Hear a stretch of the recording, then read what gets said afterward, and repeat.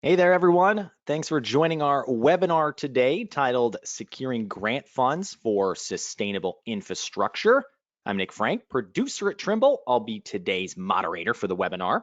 Before I hand it off to Stacy and Matt, got a few housekeeping items to get to before we get going. Our webinar today should take just about an hour. That will include the Q&A portion at the end. To make sure we keep the flow of the webinar going, all attendees will be on mute for the duration of the presentation, but you can submit questions at any time in the Q&A panels. Our presenters will get to as many as they can at the end of the presentation. This webinar is being recorded, and the video along with the slides will be sent out to everybody automatically in the next 3 to 5 days. We do have 2 poll questions throughout the webinar, so please take part when they pop up, and please stick around after the conclusion of the presentation for a post-webinar survey. We are always looking to improve our presentation. So as you know, our topic today is on funding. So our first poll question today is, have you already applied for funding via grants for these new projects? Yes, no, or maybe you're unsure of what grant to apply for, which is maybe why you're here today to figure out, hey, what's out there and what's available. So I'll leave that open for just 30 seconds or a couple more before we get to our speaker bios here. I really wanted to. I wanted to poll. I wanted to vote, Nick. I read the instructions. I decided not to. Well, it'll be curious here. We're going to leave this up for another 15 seconds, and then Matt and Stacy, after your bios, maybe we can jump into the poll results here. Cool. Because these are actually some interesting numbers that we're seeing.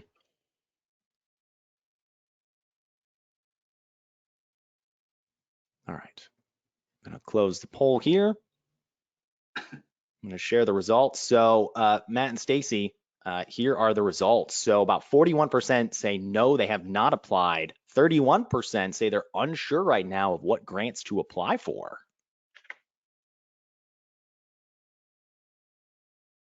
Seems right. Yeah.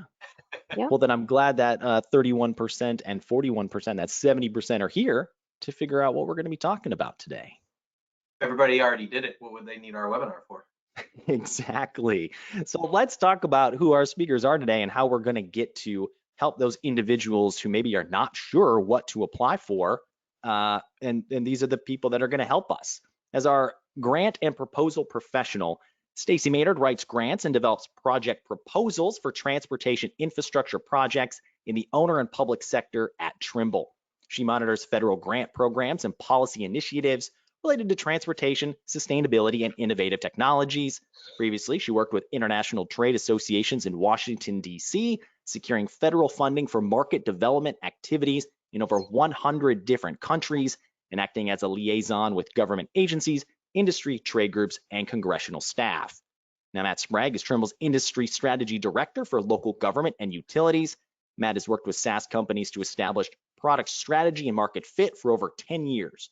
While at Trimble, he's been integral in bringing to market such products and functionality as resource management, field management, FedRAMP, data warehouse, digital as-builts, and many others. He is currently responsible for local government market strategy. Most recently, Matt has taken on the role of subject matter expert for Infrastructure Investment and Jobs Act. He is a member of many divisional, sector, and corporate level teams that are dedicated to position Trimble to best serve the growing demand for infrastructure improvements in the US and internationally. And with that, I will hand it off to Matt and Stacy. Thanks, Nick. That was a mouthful on my part, and obviously the heavy hitter today is Stacy. Stacy's going to be able to provide, I think, a lot of the information that everybody that is on is kind of chomping at the bit to kind of to learn about. My role in this webinar is to kind of help guide you through and kind of set the stage in a couple areas.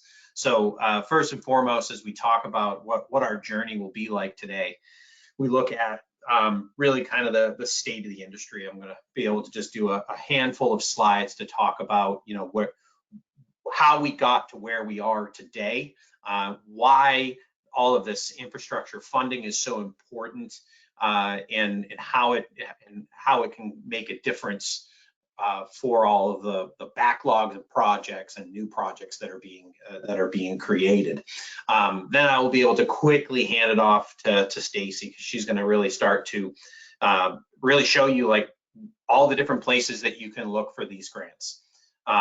Be able to share with you some really fantastic resources. And then also, I mean, down to a checklist of different things that you can do to prepare for them.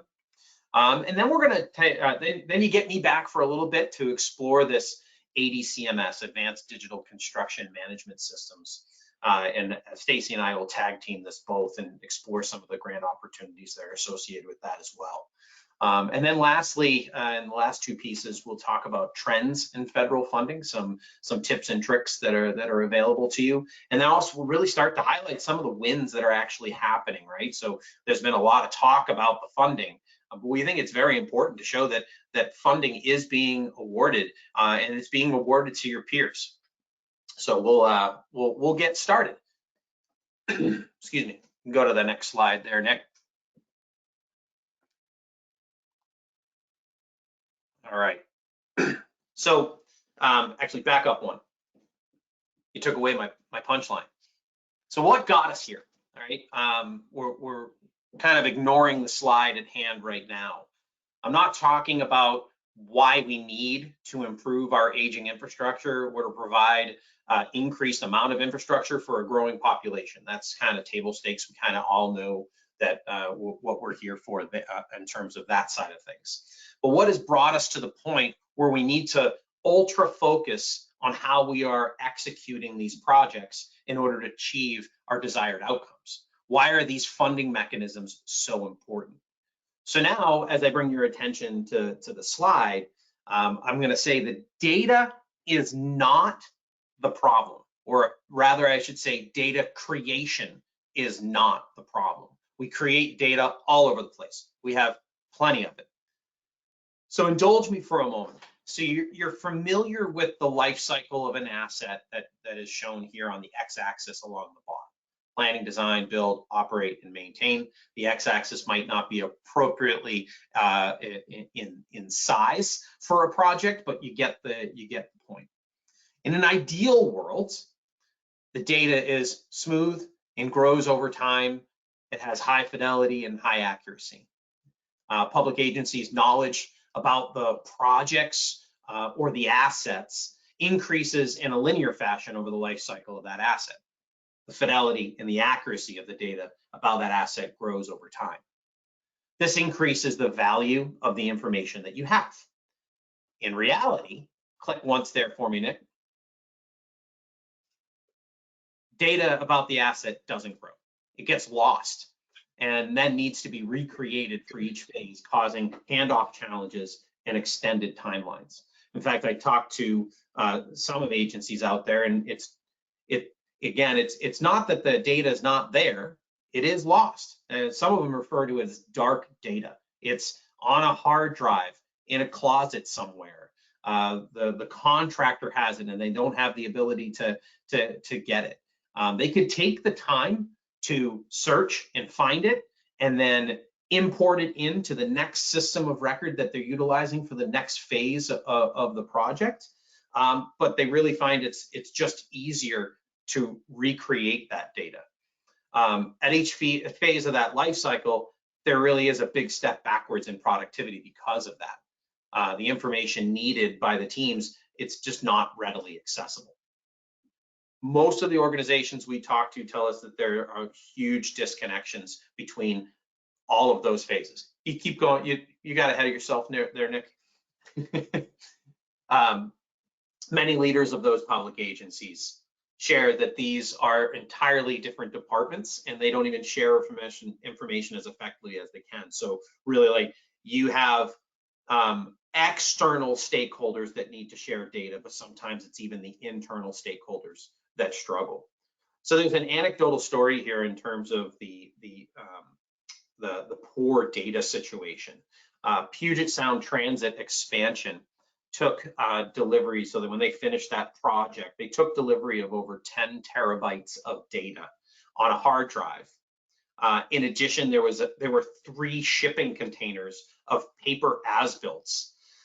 They had to utilize 35 full-time equivalent resources for 2 years to upload the data into their enterprise asset management system. So remember, obviously, you all know that you are building an asset, but for the more than the majority of its lifetime, it's in operations and maintenance. So it has to go somewhere. The data has to be utilized somewhere. So they went through the process of uploading that information into their enterprise asset management system. And at the end of the project, they only had 10% of the information that was usable. So you can see why this is not a scalable solution for what we want to accomplish with our infrastructure goals. Next slide, Nick.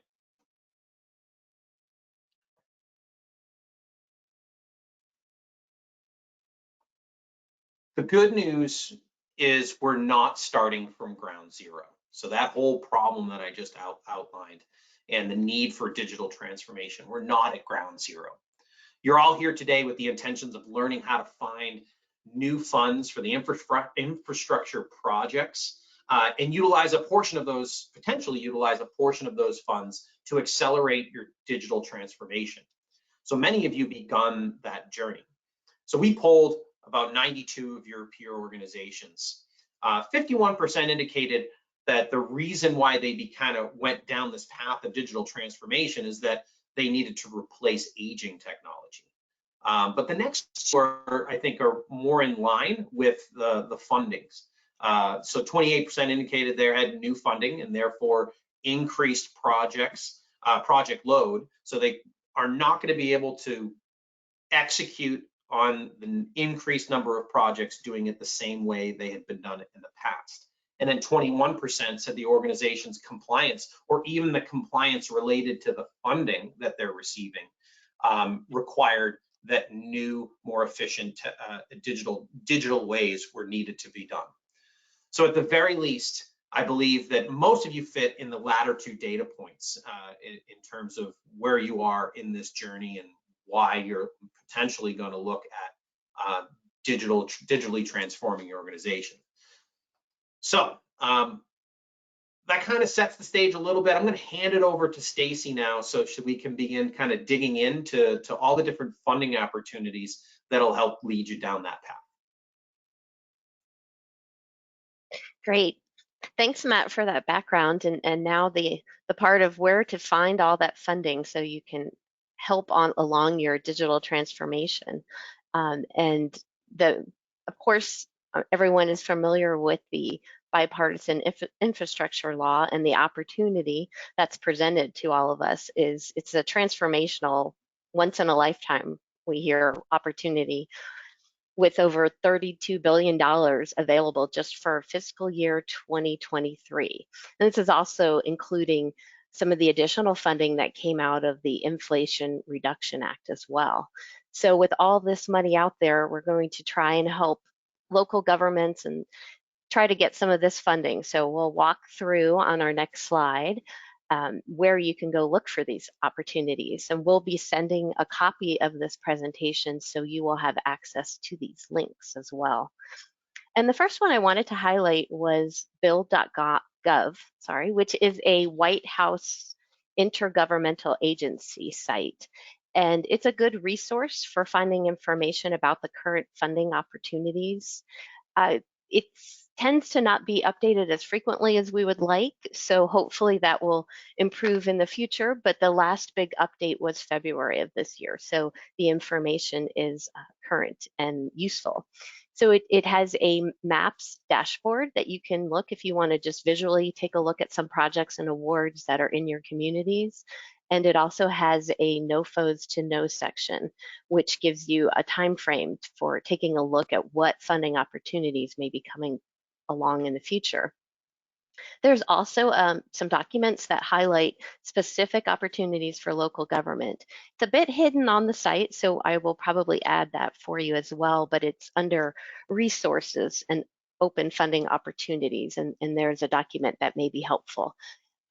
So while this is a great site to take a look at, there's also more current information on the agency sites, such as USDOT has a navigator site, which is specifically targeting grants and how you can get some assistance in making sure your application covers all the necessary um, requirements for grants.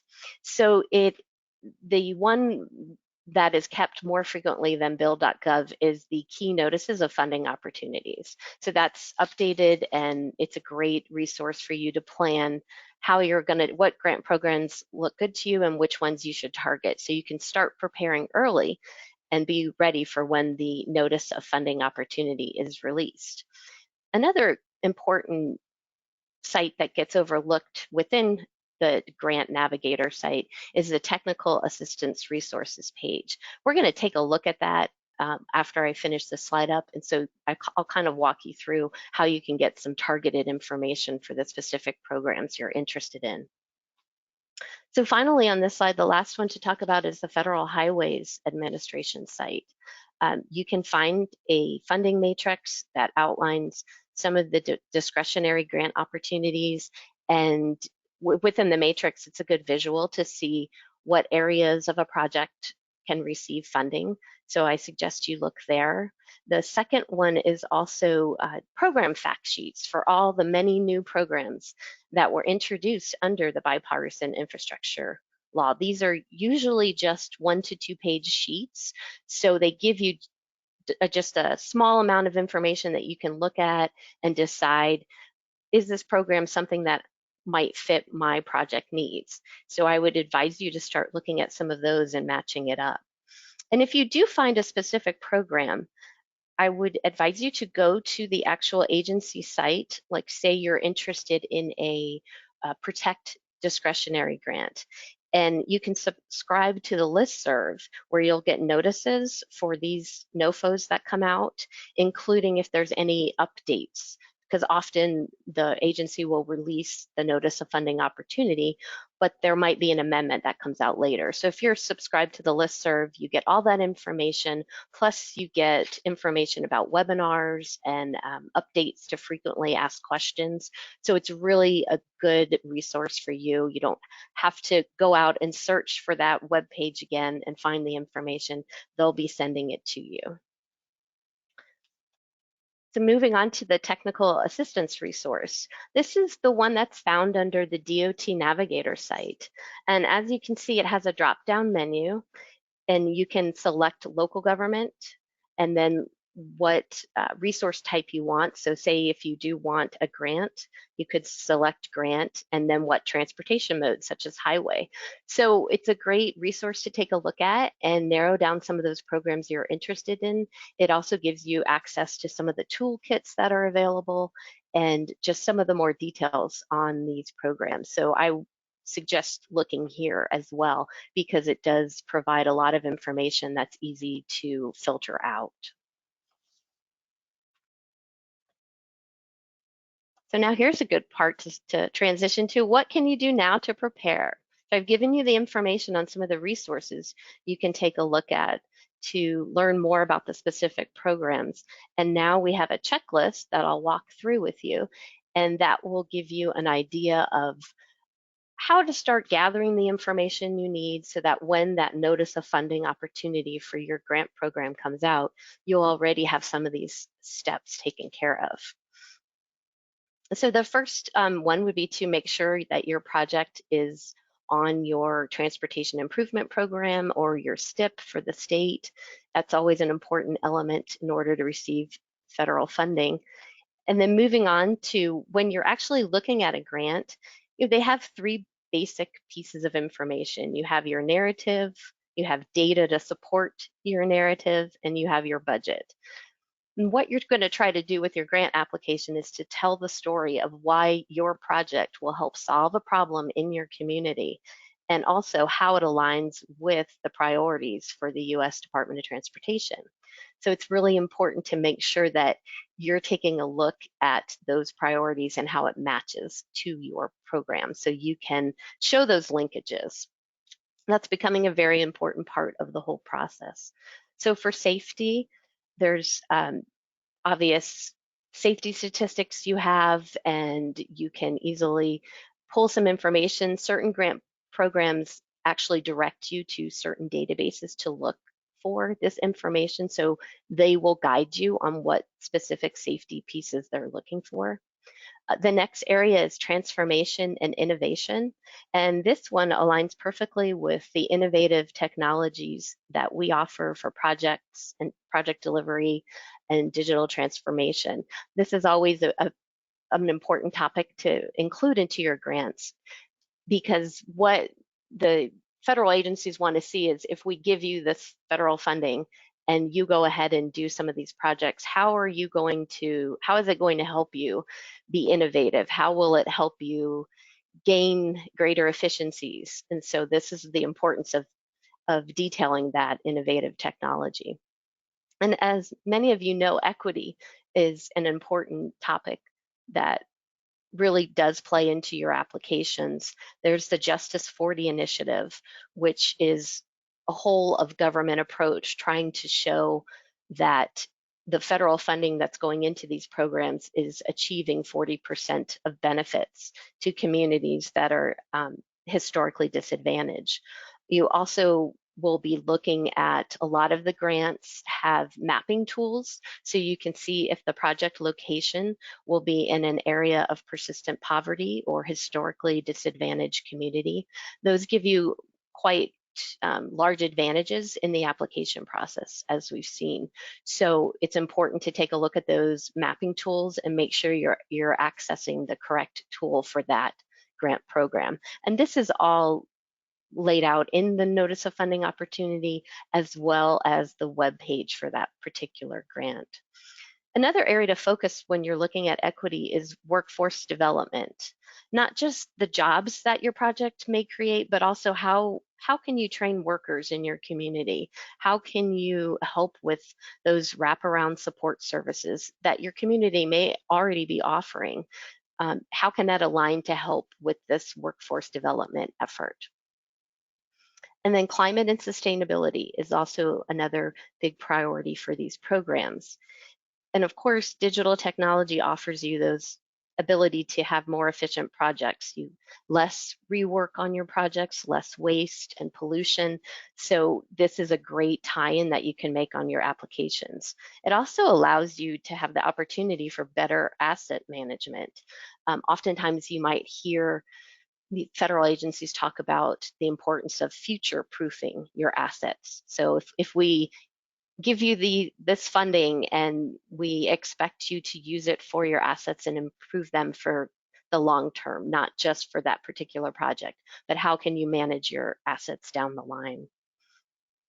So moving on, after the DOT priorities, making sure that you're seeking out partnerships within your community. Not just among your local stakeholders, but other state agencies or regional groups, your metropolitan planning organizations, nonprofit community organizations. There's been a big focus on how can we pull these resources, so when we're doing a project, we're hitting a bunch of different areas at once and using the strength of the community and those resources together. So this includes making sure you're utilizing opportunities for public engagement, so you can get feedback and incorporate that into design and the actual projects, and keeping transparency throughout the project. So moving from those areas to highlight within your application, now we're going to talk about some of the practical logistics to make sure that you can submit when the time comes.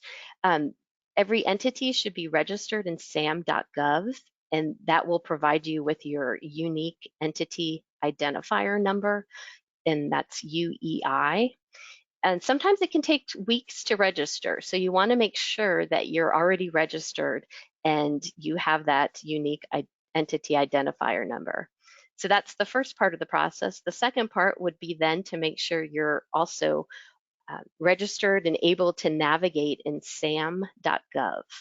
And that's where a lot of the notice of funding opportunities where you will submit your applications. So I would suggest trying to do that now and make sure that you have all your access so you don't have any hiccups in the submission process. And this often is something we've noticed sometimes communities and entities don't realize.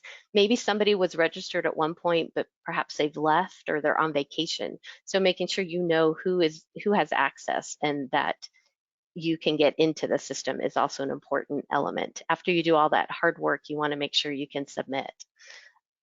So moving on, the next would be to strategize your non-federal match. Often in these programs, there's an 80% federal funding opportunity, and then the local community would pitch in 20%.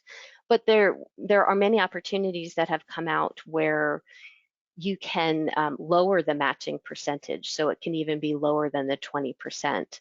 And also, if your project is in an area of persistent poverty or an historically disadvantaged community, it's often covered at 100%, and also for tribal areas as well. So that's important to take into consideration. And I'll speak later about some of the opportunities to lower that match when we talk about some trends in federal funding. Another important element is your benefit cost analysis. If you are doing a capital construction project, you will have to submit a benefit cost analysis. And through the use of innovation and digital technologies, it can really help you lower your score with the efficiencies you'll gain from this technology, and also some of those environmental statistics that are used to quantify certain environmental impacts. Using innovative digital technologies can help with that, lowering that BCA score. Finally, you have to make sure that you have your NEPA regulations figured out for your project, and the timeliness of how that will progress, and any other federal requirements that may be required within that notice of funding opportunity. So I hope this checklist is helpful for you, and Matt's going to take over from here and start talking about some of the grant opportunities. Thanks again, Stacy. That was a ton of information. And just to kind of reiterate that we will be sharing this information for everybody. So if everybody's frantically trying to write some of these things down, we will share this out with you after the webinar. So I'm going to dive into a little bit of the ADCMS, this enigmatic thing that everybody keeps talking about, or at least in my world, everybody keeps talking about, Advanced Digital Construction Management System. So if you want, you can go to the next slide. First click there, Nick.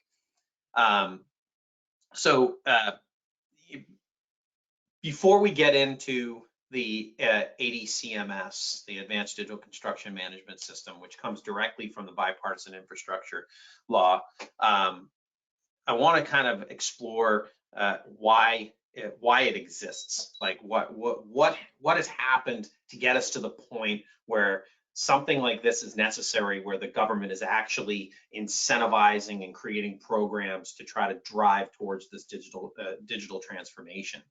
So really, we're at a tipping point. The Bipartisan Infrastructure Law is delivering once in a generation funding opportunity for many agencies. You've heard that plenty of times. We can click to the next one, Nick.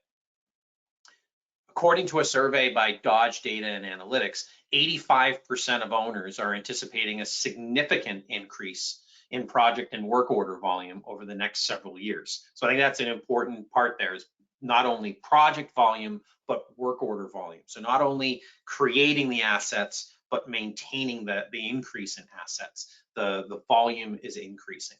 Next click. And then you add to this the expectation of the higher level of tracking that's needed. So tracking every dollar and where it's been spent.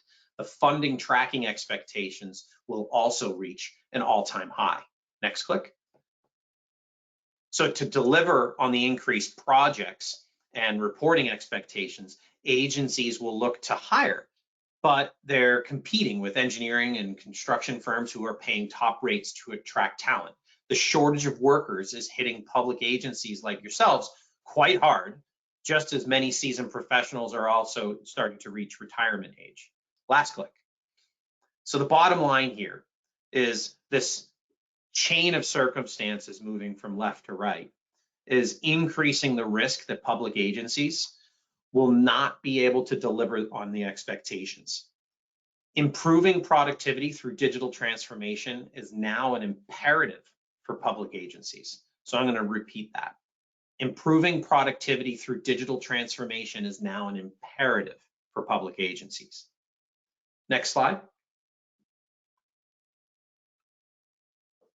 All right, so now we start talking about advanced digital construction management systems. So what is this ADCMS? What exactly does it mean? So like I mentioned, this is actually a provision directly from the bipartisan infrastructure law. So interestingly enough, I believe it's purposely ambiguous, and its scope for application of an asset's life cycle is wide. So that's fantastic.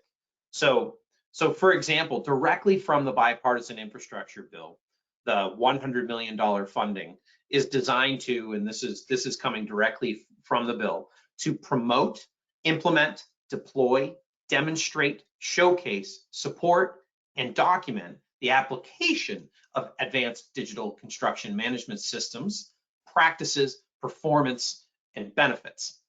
I think you get my point on how wide the scope is there in terms of what qualifies for advanced digital construction management systems. But I think the key word in that sentence is the word promote. The government is providing a vehicle here to help lead the way for digital transformation, similar to the way that the federal highway utilizes EDC 6, the EDC 6 program. They're trying to provide guidance and a path towards creating better digitally performing assets. So the goals of this program are to maximize interoperability and better collaboration. So don't think only integrations between technologies, but also interactions between stakeholders, both internal to your organization and external to your organization. They also promote leveraging machine automation. So how can we leverage smart field technology between stakeholders, both internal and external, and enhance safety? So how can we leverage those to create the efficiencies and increase quality and enhance the safety? Another goal is to decrease the environmental footprint. Getting more done with less and in less time creates a smaller burden on our environment. And all the way back to my previous time I was talking was around better data. So I mentioned earlier, we don't have a data problem. We have a data organization and collaboration problem. We need an end product both physically and digitally so that we're able to optimally maintain our assets with the right data. The goals on the slide are a list of ways you can leverage this funding to accelerate your digital transformation, no matter where you are on your journey. And it's not just the ADCMS funding. Many of the other funding mechanisms have provisions to pay for technologies that aid in delivering and maintaining your assets' efficiencies. Just very similar to what Stacy was just talking about in terms of your benefit cost analysis, how digitally transforming your organization can help lower your score with digital transformation initiatives and help you position yourself better for increased funding. Next slide. So here's my plug for Trimble as it pertains to helping you with your digital transformation. We have a ton of experience in this area, and we have a suite of solutions that address almost all areas. And if we don't have that solution, we're interoperable with the ones that do. So for over 45 years, Trimble has been helping customers like you, asset owners and public sector organizations. We help customers connect the physical world to the digital world, In recent years, more and more government agencies, as well as private companies, have turned to us as the preferred provider of technology solutions that support delivering safer, more cost-effective, and more sustainable assets for our communities. All totaled, Trimble technology is now used by 48 of the 52 DOTs in the United States. Add to that, there are 143 counties, 459 cities and municipalities, and over 144 utilities that trust Trimble for their digital transformation initiatives. Those kind of numbers put Trimble at the forefront of technology. Let us know. My message here is basically let us know how we can help you. We have an incredible amount of expertise across all different areas that you might be looking to transform. All right, that's it from me. I know Stacy has even more to share about ADCMS and other opportunities as well, so I'll kick it back over to Stacy. Thanks. I'm going to focus on the, so just to circle back to ADCMS, that the notice of funding opportunity has not been released yet. We're eagerly anticipating its release, as are all of you, I'm sure, as well. So that is not an opportunity that is currently open, but we're hopeful that it will be open soon and we can take advantage, and everyone can take advantage of it. Now I wanted to talk about some other opportunities that may be of interest for local governments. These are targeted towards some entities, smaller ones, that then they have linkages with a lot of what you may already be doing in your communities. The first is the Protect Discretionary Grant Program. You may be familiar with Protect. There's also a formula funding element where states and entities will get a certain standard amount of money, but this is the competitive discretionary program that should be coming out in the spring. We anticipate the NOFO to be released, and it's for projects construction related to resilience and emergency evacuation improvements. So if you have a project that is along an emergency evacuation route, you can apply to this program. And also there's an element, a planning element, as well as an implementation element for this grant. So I would encourage everyone to take a look at the planning part of this grant as well. There's been a large focus to have communities develop resilience improvement plans, and making sure that you put into the plans that you're developing the use of innovative technologies that can help you later on secure funding for the implementation for these projects. So once you get some planning funds and your community starts developing a resilience improvement plan, make sure you include that language in there, and it will help you later on when you're applying for an implementation grant, because it shows that you are forward thinking and are future proofing your assets, as we talked about as well. So this is one that gives you an opportunity as well to decrease that local match that I spoke of earlier. There's some particular specifications, but you can get up to a 10% decrease in that non-federal match. So that would bring your match down to 10%. So it's a program to take a look at and see how you can leverage some of those dollars. The next one is the Reconnecting Communities pilot program. This was a new one under bill as well. It did come out last year, and there were recently some awards. They will be opening the second round in the late spring is anticipated. So these are capital construction projects used to remove barriers that might have been constructed in the past for communities. There's also some additional funding, about $3 billion will be coming from the Inflation Reduction Act as well. So we're looking at a substantial amount of money in this program. It's not clear if it's going to be rolled into this existing RCP program, or if the additional funds from the IRA bill will be in a separate Thriving Communities type of program. But it's something to keep an eye out for. It's a lot of money and great opportunity for communities to come back together and really build on those goals you have in your local areas as well.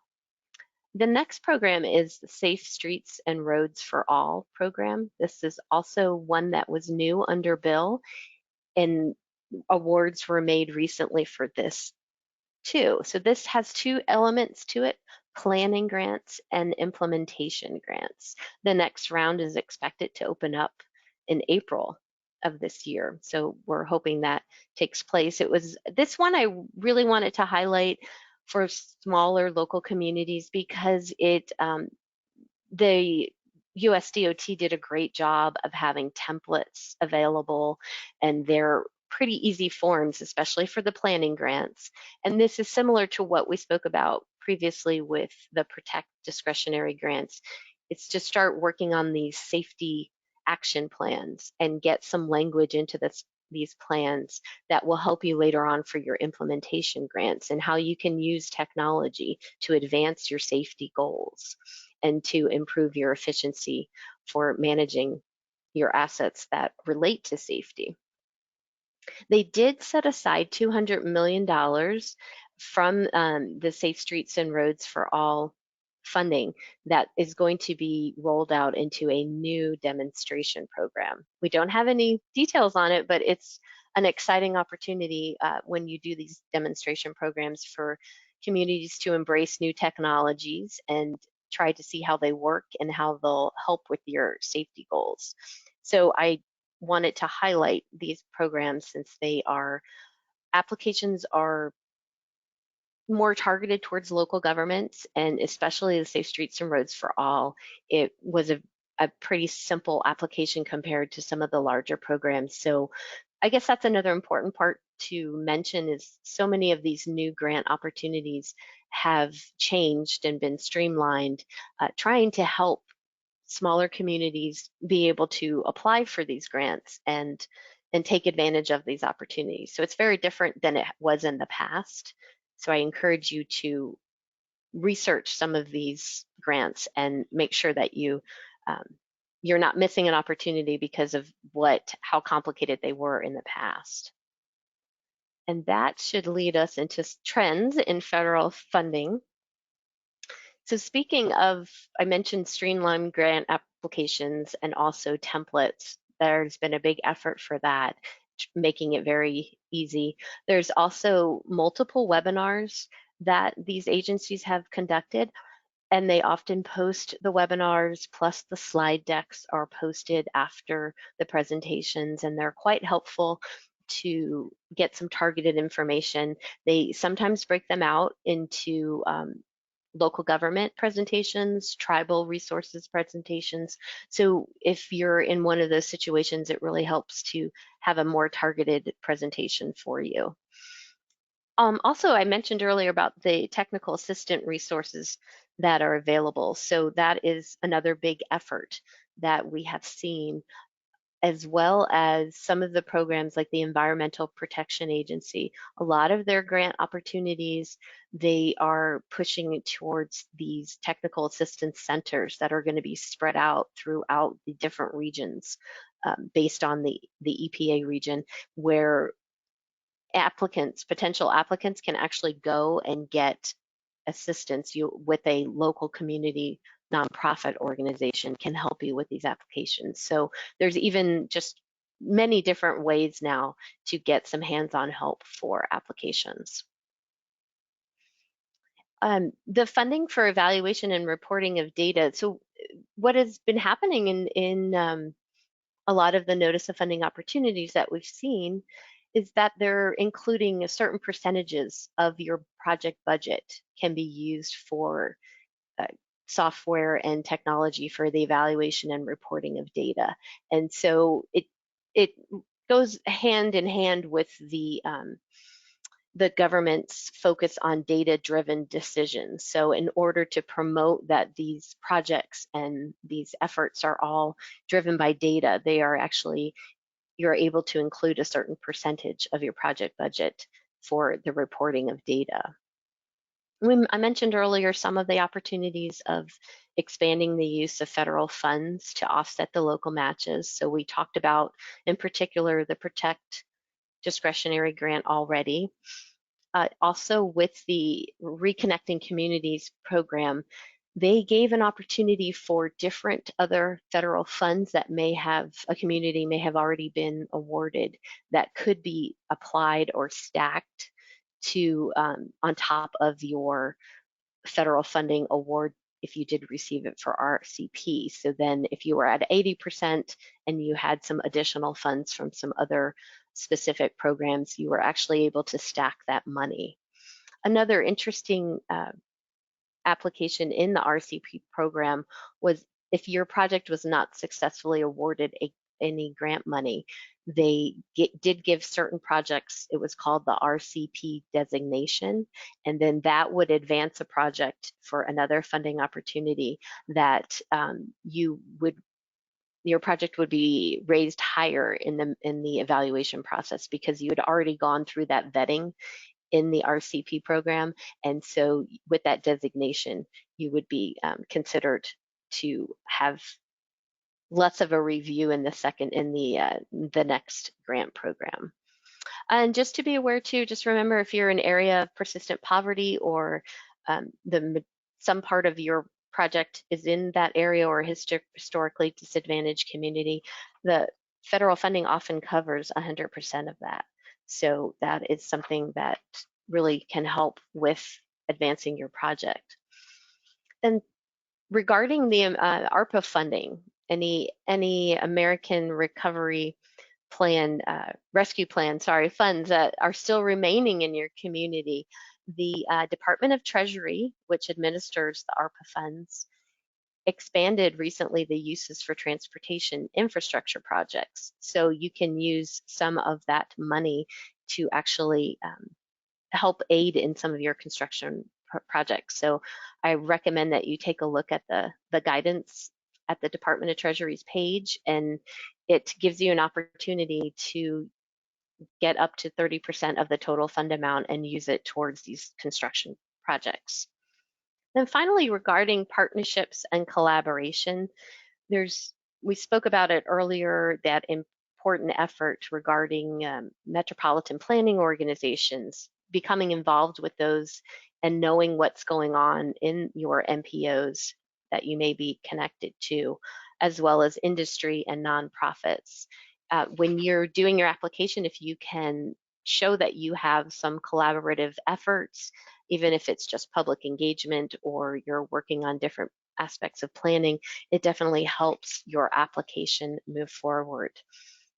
And regarding applications and the merit criteria, I thought to add this one thing. It's fine, Nick, but to add this one thing, that usually when you have different buckets of criteria for your merit, like you might have 5 different criteria that your application gets scored on. It used to be in the past that you just needed to score high in maybe 2 of the 5 areas. However, now you have to show that you at least are addressing all of the areas. So that's a big difference from applying in the past. Even if you just have a plan to do a partnership or to do public engagement in the future, just make sure you speak to that in your narrative and your application. And then we were going to end with some of the successes of these local government wins that we've seen through some of these grant programs, and on a high note, right?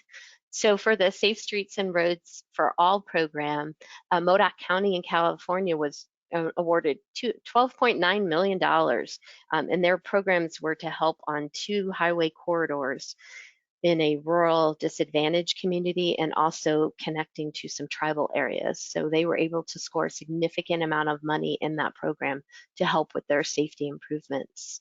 Missoula was awarded $9.3 million, and that was to help along 2 corridors within the city that had high crash rates. So they were successful with that.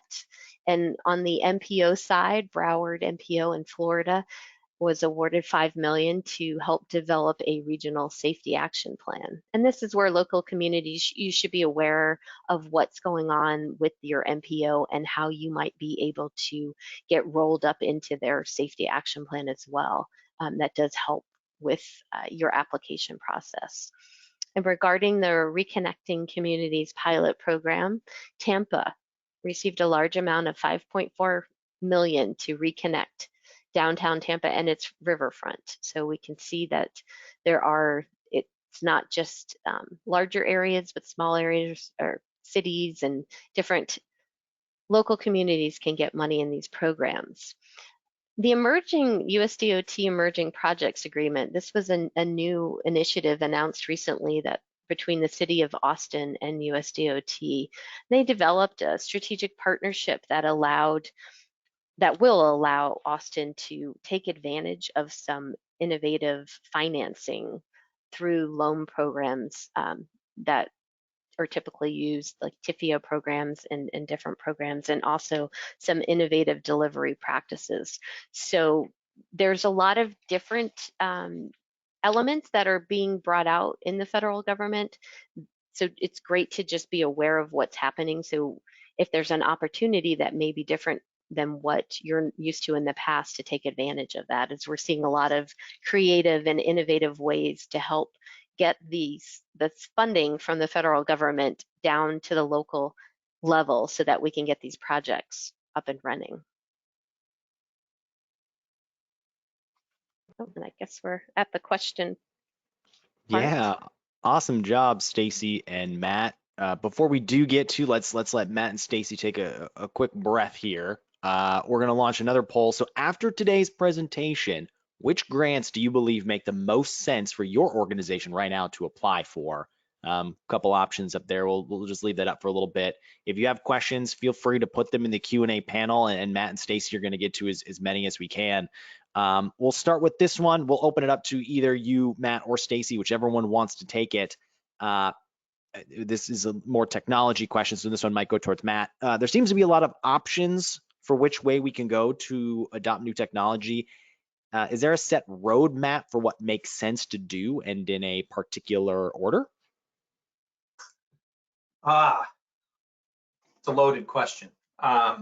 So yes and no. Like it's not a start with this type of technology and move on to that one and then move on to that one. It's more of, so there's this kind of theory of systems of record, right? So if you're talking about technology adoption that addresses the entire asset life cycle, you need to have obviously technology adopted that helps you address planning and design, right? And then you need a system of record for design. You need a system of record for digital project delivery. So everything from pre-construction, there's some overlap in planning as well as design and digital project delivery, but also into construction. And then you also, after an asset is created or renovated, you have to hand that off for operations and maintenance. So you need an enterprise asset management system as well. So really the conversations that we're having with organizations and agencies is that, in order to eventually move towards this seamless integrated workflow utopia, you need to make sure that you've established and really removed paper from the situation, right? So whether it's paper in terms of your designs, paper in terms of how you manage projects, or paper in terms of how you manage the operations and maintenance, and definitely in terms of the cost management of all of it. So the roadmap is really making sure that you have worked on it, digitally adopting those individual systems of record. Awesome. Thanks, Matt. Stacy, I think this one will be more directed towards you. What are some good resources to develop a defensible benefit cost analysis? I guess I'm just wondering with the defensible part of I would say that some good resources for developing a BCA in general terms would be to take a look. There's some guidance that the USDOT has out, and it outlines some of the specifics that are taken into effect when you you're developing your BCA. And I guess why I would make sure everyone takes a look at it. It was revised not too long ago, so there are some different elements to it that if you've done them in the past, you might want to be aware of some of the changes. And I guess in the sense too, traditionally you think of the BCA just being strictly, it's a quantitative analysis, but there are certain aspects as well that have more of a qualitative nature, that it gives you specific guidance on how to adopt that into your BCA. So when I would think about putting together my BCA, I would want to make sure that I have that data that we talked about, that quantitative information, but also that I have some of the qualitative benefits to speak to that as well, because usually you have a narrative for your budget to go along with that. But also making sure that when you're looking at projects, there's some great information in some of the webinars that have been released from the Department of Transportation that actually walk you through how to quantify if you're doing certain projects that can be related into your BCA. So taking a look at some of that methodology and making sure you're using it. I think sometimes there are missed opportunities with the BCA that if you're not aware of how you can roll some of what you're doing and show the benefits of it. So I guess that's what I would say as far as a defensible BCA. And I hope that addressed the question. Awesome. So we only have 4 minutes left, so not a lot. But Matt, I think you're the perfect person to answer this in a short amount of time. Yeah. Could you explain the phrase digital transformation a little more in depth? Can you somehow explain that in a lot of depth in a short amount of time? Sure. I mean, it at the simplest way, it's, I think what I ended with last time: drive paper out of the organization. Then at the more complex side of it is, how do you start to digitize the workflows that you have? So workflows is, in my opinion, workflows is a very like software oriented term, but we're talking about, like in construction, RFIs, submittals, you know, bidding, all those type of business processes that happen, making sure that there's, again, not passing the paper, but then also like getting rid of the email that's involved in there. So how can you start to create digital workflows between, not only within that, so like if you think about that system of record, the digital project delivery, so that phase, but also how do we start to create digital workflows that span the different phases across the asset's life cycle? So how can we start to get, how can, like a great workflow that I know one of our customers is using is, in the event an RFI comes through, and that RFI requires an inspection from the services organization. So then can you kick off an RFI in this case eBuilder, and then be able to create a work order and inspection within CityWorks and have that information reported back into eBuilder. So different stakeholders in different parts of the organization being included in the same thing is another, a little bit more complicated version of digital transformation. Alyssa, I hope that answered your question in a very short amount of time. We need to wrap up. Matt, Stacy, great presentation today. Thanks for all the information, and thanks for everyone for joining our webinar today. Once again, these slides, the video, it's all going to be available to you in the next handful of days. If you do have more questions, don't be afraid to reach out if you have specifically resource and grants. I know Stacy and her team, I don't want to speak for Stacy, but Stacy, your team's willing to help a little bit, correct?